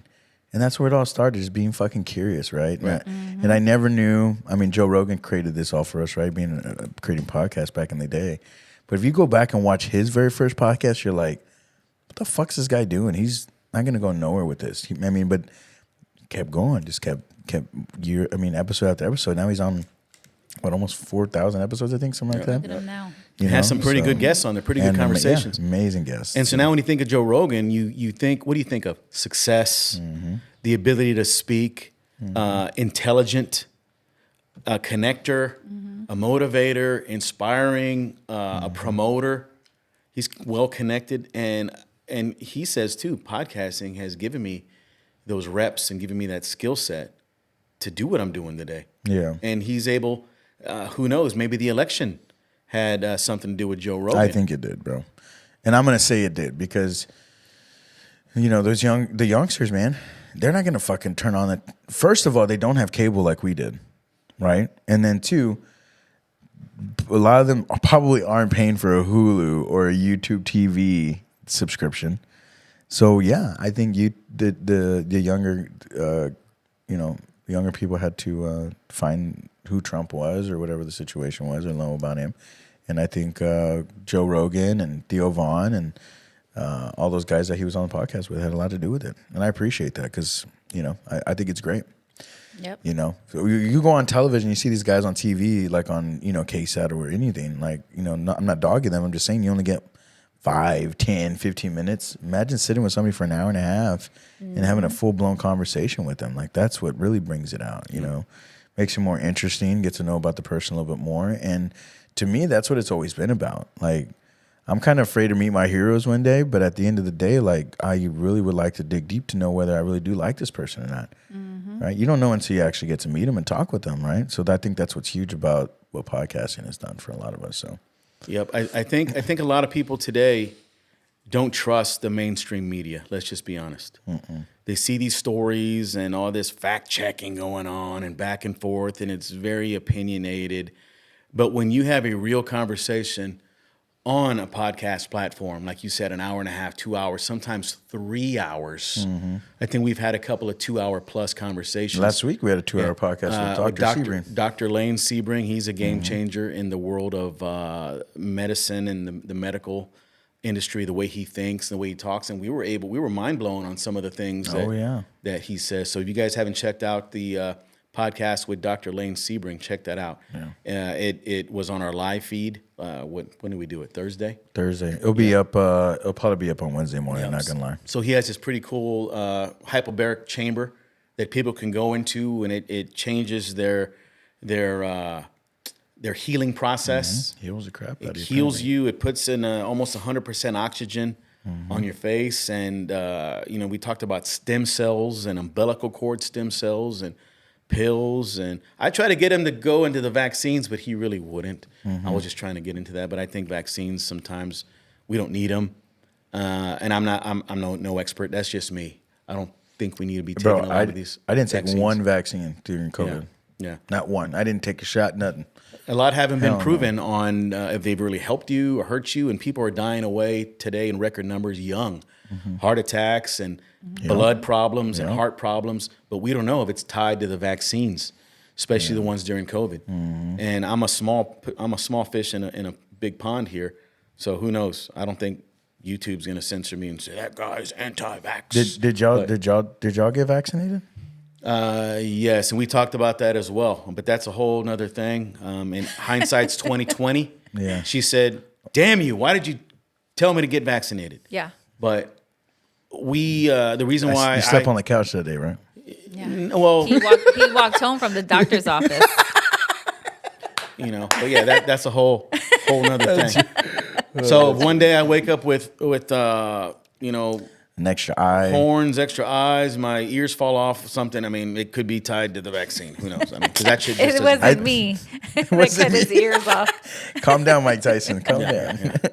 But yeah, so we talked about that with Dr. Lane Sebring this Wednesday, 2 days from now. Yeah. We're going to sit down with Jason Pettis. He's the head coach and owner of the new pro basketball team here in San Antonio called the San Antonio Clutch. Nice. So they're going to have open tryouts. So JRock, your Bro, if I was chance of being a pro baller are still there. Yeah, I know, man. If I can, dude, I'm getting in the gym slowly. It's the eating part that's gotten a lot better. But dude, I'm pretty damn good still, bro. Yeah. I just need to get in shape again. Yeah, I still need to post your ass up on the low block. Never. It would never happen, bro. You see what Wemby's doing right now? That's me all over you right now.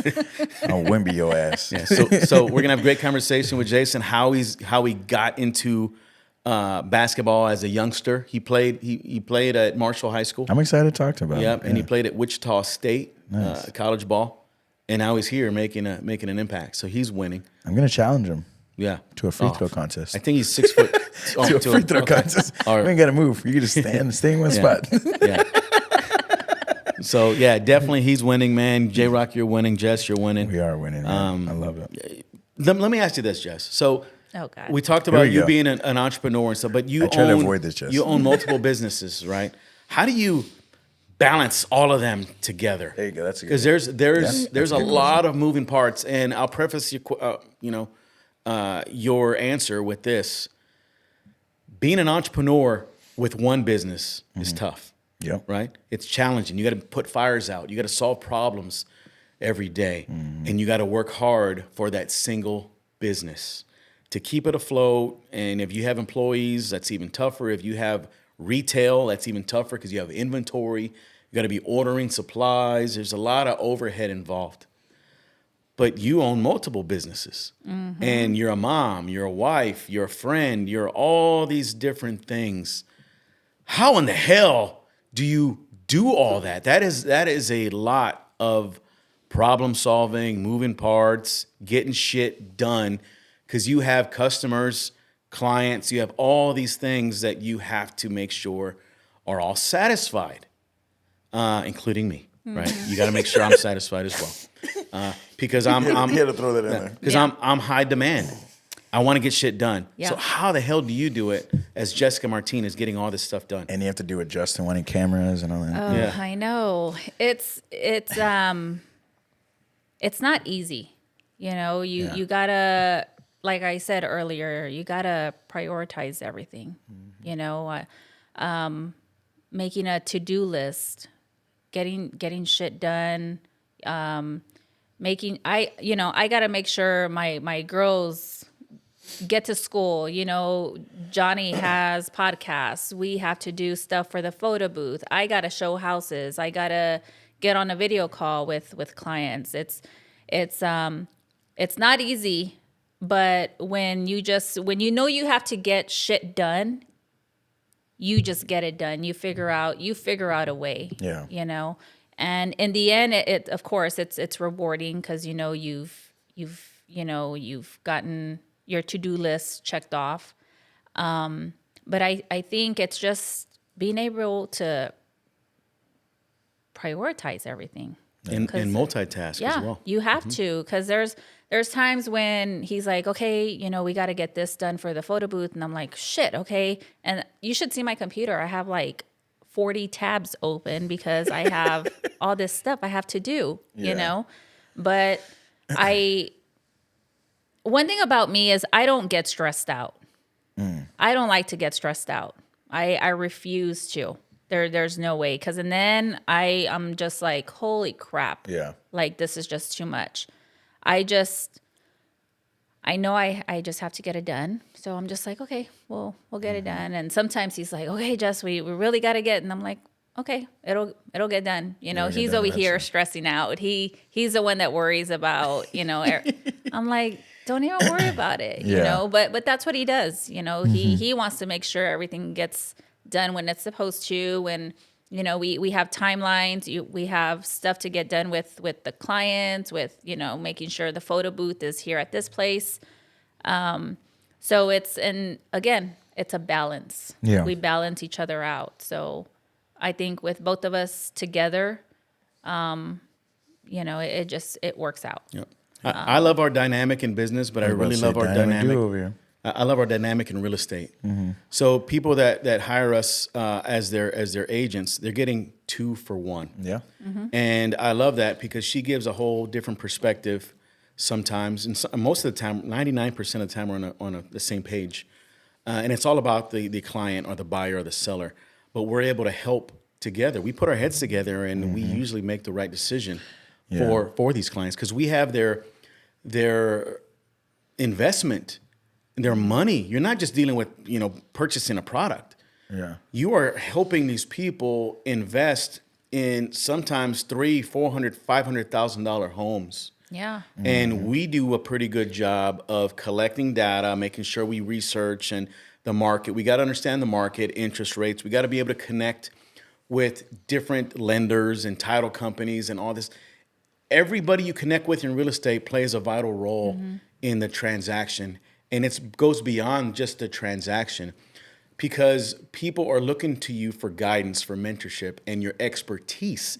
So if you're not an expert in real estate, you got to make sure you really up the ante on your knowledge of the market and of the process. Because if you miss one step, it could be instrumental to failure.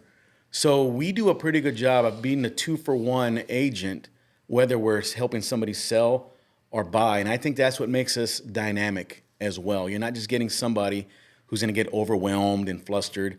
We have 2 great agents that know the system, and we specialize in the VA program. So if you're military or veteran or just know somebody who's a veteran and that needs to buy a house, make sure you look to Top Flight Realty Group, Jessica Martinez, Johnny Martinez. We're all over social media. We're able to help you in that investment. And whether you're overseas or another state, we can go out to the property, and we like to do videos and reels and Instagram and YouTube videos of showing, so we can virtually show your home as well. So you have that peace of mind, and you're not burdened of, man, I haven't seen this house. So there's a lot of trust, faith, and confidence that goes into real estate as agents, because these people often buy sight unseen. And what that means is they're not going to see the home physically before purchasing. So when Jess and I look at homes for clients, we look at them from another lens, like if we're purchasing the home. So that's a lot of trust. So we look at the negative in the home. Of course, I'm looking for foundation concerns. I'm looking for cracks. I'm looking for things that are out of the ordinary. That way it's transparent and they're not surprised whenever they move into the home. Like, oh, Johnny, Jess, you put me into a crappy house or crappy neighborhood. I look at the neighborhood too, because you're not just purchasing the home, you're purchasing the community. You're purchasing that HEB that's nearby, 5 miles away. You're purchasing the neighbors. You're purchasing that old ass car that's parked on cinder blocks in front of the home. All that plays a huge factor into the purchase of the home. Yeah. Because you don't want to be looking at eyesores across the way from you. So we're able to ease that burden, and Jess does a phenomenal job of just, setting boundaries, doing research, making sure the house is valued at what it needs to be. And she's a master negotiator. So there's a lot besides just selling a home. There's a lot of moving parts like negotiations, dealing with title companies, lenders, who's going to get you the best deal, best bang for your buck. And I think that's important. When working with us, we have built a strong team. Team of lenders, team of title companies. Inspectors. We know that they're gonna do everything they can to make sure the client is getting the best deal. Making sure the house, what is wrong with the house, if there's anything wrong with the house. And that's what you get with us is you have a great trusted team working, and the best call or text message that you can get from a client, especially when they come in from another state, overseas, is when they walk into that house and they say, "Oh my God, I love my house." And that's the call. That's a text actually that I got. I think it was last week or the week before. I've never met them in person, not yet, and that's what we try to do as well. We try to meet with all of our buyers. We tell them, "Hey, you're here now. Get settled, and we're gonna meet for lunch, dinner, drinks, whatever." That's awesome. And that's what I like to do too. I like to stay in contact with everybody. I send them messages, and it's not, I don't need anything, I don't want them to think I'm reaching out because I'm like, "Oh, well, do you have someone else for me?" Of course, we love referrals, right? But I'm genuinely reaching out because I care.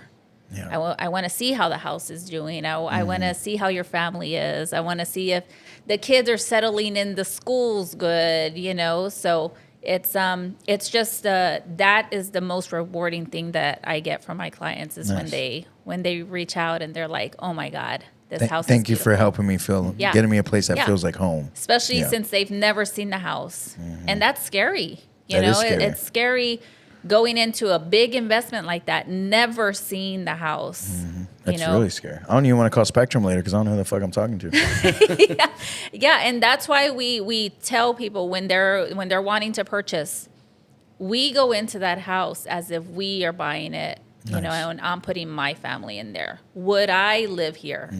Would I put my girls in this school district? And a lot of the buyers, they want you to be upfront and honest. Heck yeah. And that is exactly what you're going to get from us.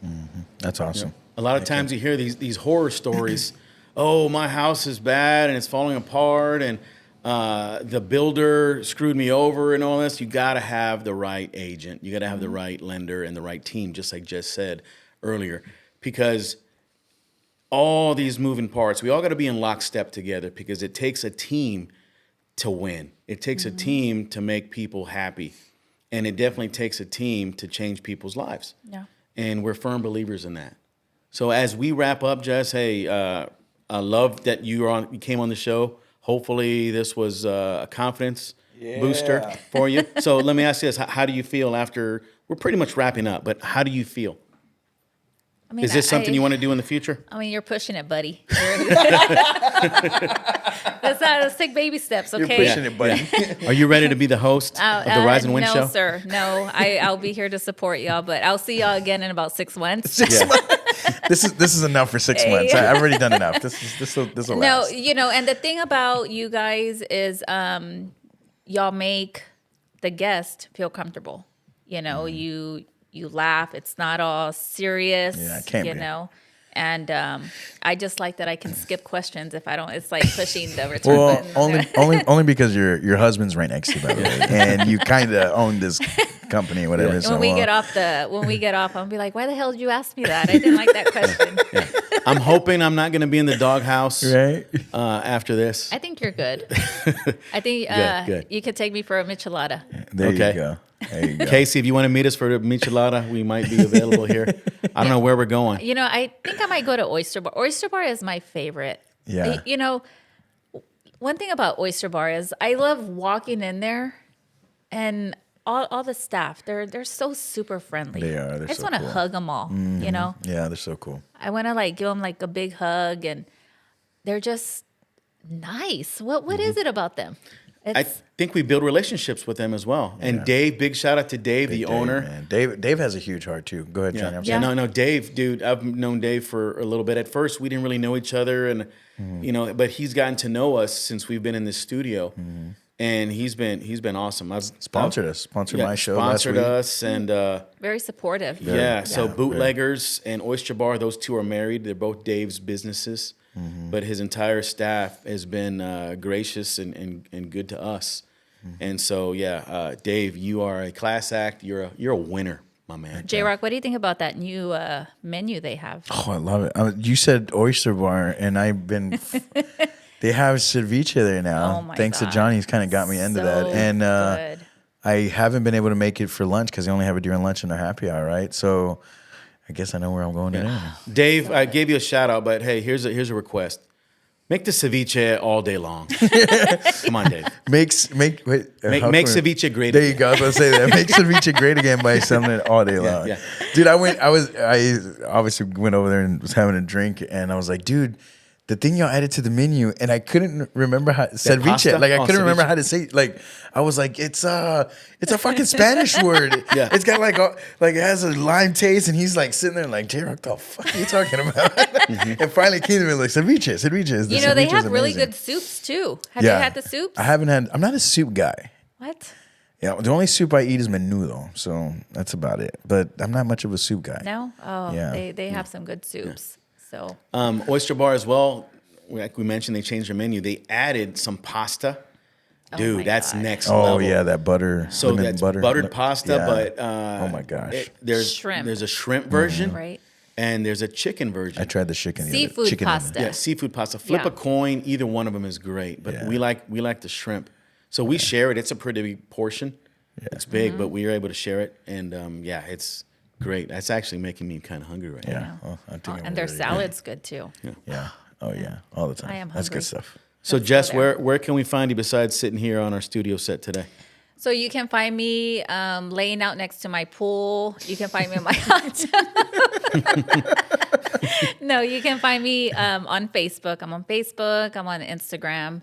I also do a few videos on TikTok here and there whenever I want to be silly. But yeah, I'm there, and if anybody ever needs any help, whether it's real estate, life, or just whatever, you just want to shoot the shit, you can send me a message. My phone number is posted all over. So Boom. Yep. Maybe we can have you on the Shoot the Shit podcast as Yeah. well to shoot the shit. yeah, you're pushing it. Yeah, Johnny, quit. Let's You're not go pushing it, there. bro. So I forgot to mention the Shoot the Shit podcast. So that's a new one as well, where we just Yeah. have guests on, and it's more of an entertainment thing. We talk about pop culture and current events, and you're just shooting the shit. Yeah, just getting random people together and just talking about random things. I think that's what's great. You know, it's not specifically about one of those people or their business. We might talk about it a little bit, but I think the best thing is just getting together and having some fun. Yeah. I think that's why this podcast went over an hour and a half already, because we're just sitting here having fun. Yeah. This is what we do all the time, right? So it was really cool, and we got to share these type of conversations, people, that we just had right now, is what we talk about all the time. How can we get better in life? How can we get better in business? Who are we putting ourselves around? Who's giving us the things that we need in life to strive? The like motivation. Yeah, motivation, all that stuff. So Yeah. find your people, man. I would tell you that. Find your Sure. people, and just be vulnerable with them. Be open to what you want in friendships. Be open to what you want in business relationships. And it's okay to not be on the same level as other people. Right. But I think the biggest thing is just don't be an asshole. Don't, Johnny said this at one of our other shows and at the Shoot the Shit. Don't be a dick. Like just be a good person, build relationships. Let's have fun. And life is too fucking short to be angry and stuff. So before we leave though, guys, I want to I want to give our thoughts and prayers to everybody in LA and with those fires, man. And I don't know what the hell's going on out there. I've been so busy the past week. Actually, what kind of got me looking into this was we were doing Chancla's podcast with Martinez, and he said that one of his friends their house burned down. I said, oh my God, right when we were getting off the podcast. So I didn't know what was going on, and I did research last night while my stuff was downloading from editing last night. I got caught up, man, and I teared up a little bit, man, seeing these people losing their houses and you know, not a lot of people died, which is good because they had a lot of time to get out, but just imagine losing everything that you have, man. That is just scary to see and hear. And man, just I hope everybody's good out there, and thoughts and prayers. I have nobody in LA, but just to hear what they're going through is very sad, and knowing that it's happening in the United States. It just looks like a big war zone out there. Yeah, it's scary, man. It's scary. It's sad. I know Johnny has some family out there, but I Really? don't think they're close enough, are they? They're in Bakersfield. Okay. But that's in the vicinity. And it's dude, this is over the top scary. Just imagine $1 million homes, multi-million-dollar homes just burned to a crisp that have been there for decades, 40, 50, 60 years.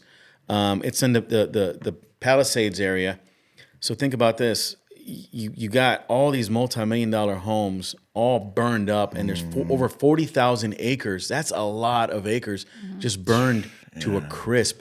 And I don't know, there's rumblings. You know, we talked about social media earlier, but insurance and all these things. Can you imagine? A lot of them weren't insured, bro. I think so. The insurance companies pulled the insurance a few months ago. I don't know. I'm not going to confirm that. We need to have a shoot the shit on that one, because I'm think that podcaster conspiracies. Joe Rogan was talking about this weeks ago with Tarantino, bro, one of the biggest directors in the world, right? And to talk about knowing that this could happen, and it is now, it's scary. There's a little conspiracy behind it, but that's where I'm going with it. Is you can lose everything in the blink of an eye. People appreciate what you're doing every day, love everybody, build relationships, be happy, man. They're supposed to crazy. get some more bad windstorms today and tomorrow. So if you haven't been to California and LA, they got the Santa Ana winds, strong winds, sometimes 100 miles an hour. Is that coming from the ocean? Or The ocean, yeah. Okay. So it's on the Pacific Ocean, and so their fear is the winds are supposed to come up even higher tomorrow, blowing the embers. the embers and the fire Scary, man. towards other areas. And not to get into politics and stuff, but somebody should be held the fuck accountable for this stuff that's going on. Oh yeah, they defunded the damn firefighters a long time. Okay, so I'm gonna joke at this because we're gonna end with this. Okay, Snoop Dogg's house burned down. Right? Can you imagine those firefighters trying to take down that house when he's probably got a lot of weed in there? Oh man, it probably smelled like dope. No, that's what I was saying. That's pretty. That's the only joke I'm going to say about that. Okay, that's the only joke. Yeah. But man, love people, get after it, and let's continue to rise and win. So let's close this out, Johnny. All right. So those of you watching, we appreciate you. Hopefully you're rising, you're winning, and hopefully you're making an impact in the lives of others. We appreciate and your support, and we're very humble in you guys watching us, from Casey to Coy to Bad Boy Ben to Susan. Mercy. Who else? Mercy. Mercy jumped on. We got numerous people. Tina, you guys are what make us go. You guys are our motivators, and you help us in what we do every single day. But my advice to you guys, just get out there and just open up your mind. Have a great mindset. It's hard for me sometimes because, I get inundated and I get stressed out. We can talk about stress, but luckily I'm blessed to have Jess on my side, where she kind of balances me a little bit. Find your balance. Find your people who make you stronger. Find your people who can coach you and mentor you through the tough times. Just like California, people are going through some tragedies right now. People are dying every day all across the world. Yeah. People are losing brothers, sisters, friends, whether they're young, old. There's car accidents going on. It's a tough world, and it's tough to maintain prosperity, the winning mindset, and encouragement all the time. We're human. It goes up and down every single day. But if you can maximize your love and your faith, I don't know if you're religious or not, but just have faith in a higher being or somebody who's in your circle that's going to take care of you. But ultimately, we're the leaders. We're the ones that make decisions. So make sure you make the right decision, connect with the right people, and just freaking win, baby. With that said, we are the Rise and Win Show. You can find us on social media, all over social media, specifically Social Plug Media. We're on TikTok. We're on Instagram.